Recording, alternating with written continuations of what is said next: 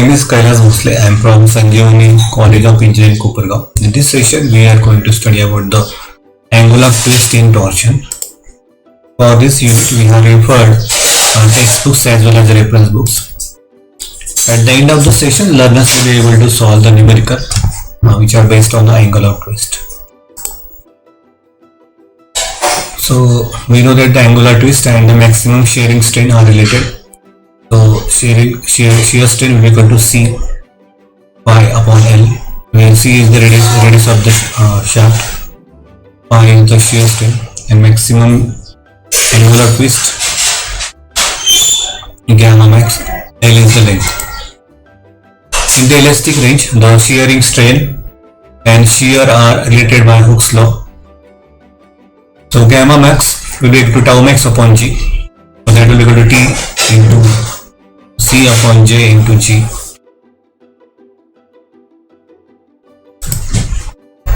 Equating the equations for shearing strain and solving for angular twist. So phi will be equal to TL upon J into G. So if the torsional loading or shaft cross section changes along the length, the length of rotation is found as the sum of segment rotations. So phi will be equal to summation of summation of I Ti Li upon Ji Gi.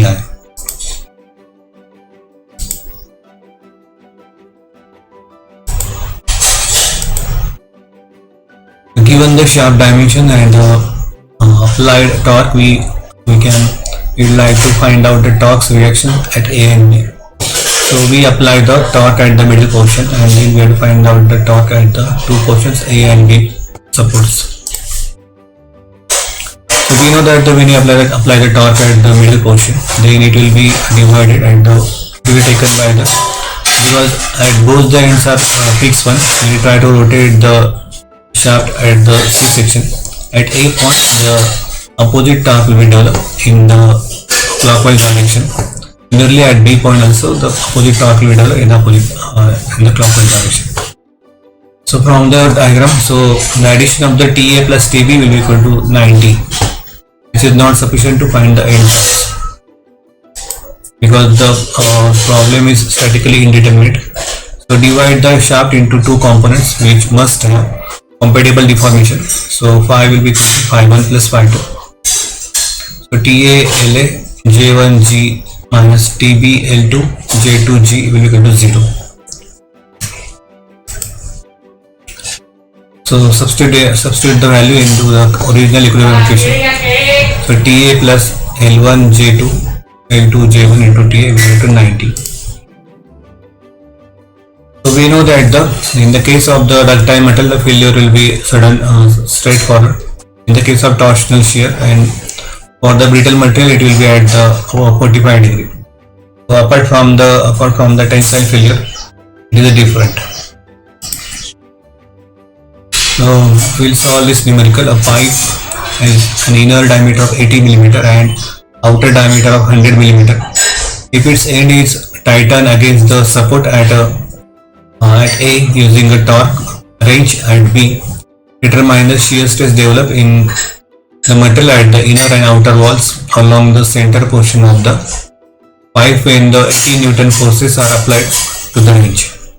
So internal torque will first find out. A section is taken at the intermediate location. So here we will take the section C along the pipe axis. The only unknown at the section is the internal torque T. Force equilibrium and the moment equilibrium about the X and Z axis are satisfied. We require summation of My will be equal to 0. 18 Newton into 18 Newton into 0.3 plus 18 Newton into 0.2 minus T equal to 0. So T will be equal to 40 Newton meter.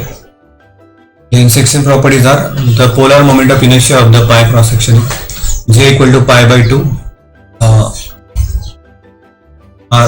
RO outer radius raised to 4 minus RI raised to 4. So that will be equal to 5.8 into 10 raised to minus 6 meter raised to 4. Then shear stress for any point lying on the outside surface of the pipe. it will be equal to 0.05 meter. We have shear stress will be equal to T into outer radius by J. So 40 Newton meter into 0.05 meter upon 5.8 into 10 to minus 6. So that will be equal to 0.345 megapascal. And for any point located on the inside surface at 0.04 meter, so that tau will be equal to, so that P into Ci upon J. So we'll get the answer 0.276 megapascal. To show how these stresses act at representative points D and E on the cross sectional area, we'll first view the cross section from the front of segment CA of the pipe. On this section, the resultant internal torque is equal but opposite to that shown in figure. The shear stresses at D and E contribute to this torque and therefore act on the shaded faces of the element in the direction shown.